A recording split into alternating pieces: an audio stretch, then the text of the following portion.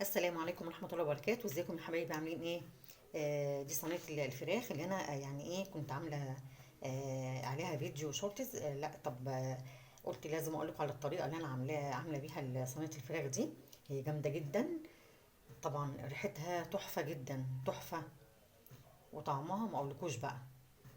وزي ما انتم شايفينها كده، يعني غنية عن الكلام والتعريف واي حاجة خالص. ممتازة جدا. دي ممكن تحط برضو معاها شرايح بطاطس كده، تطلع صينية بطاطس بالفراخ تحفة جدا. لكن أنا عاملاها كده اهو من غير أي حاجة.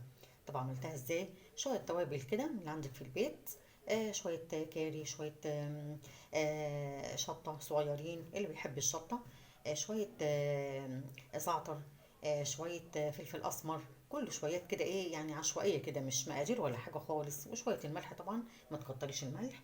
وحطيت مكعب مرقة دجاج في الخلاط، وبصلية صغيرة خالص يعني لا تذكر، عشان طبعا البصل احنا عارفين ان هو يعني شوية يعني غالي شوية وكده. فطبعا الطريقة دي او الوصفة دي هتغنيك عن انك تحط بصل كتير. انا عملت قبل كده فراخ بالبصل، يعني حشيتها بصل. كان طبعا البصل بقى كتير بقى وكده.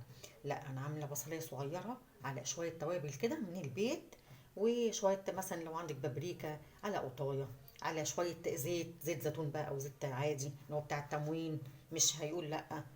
كله في الخلطه دي اللي انا عاملاها دي. وطبعا ليمونه بقشرها، وشويه خل، حاجه اساسيه، ومعلقه عسل.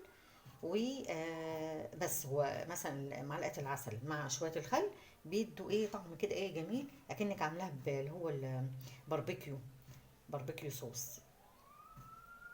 جميله جدا. او اللي هو الصوص اللي هو اللهم صل على النبي. مش متذكره دلوقتي، بس هبقى اقوله لكم بقى يعني، او اسيبه لكم في الوصف. والسلام عليكم ورحمه الله وبركاته.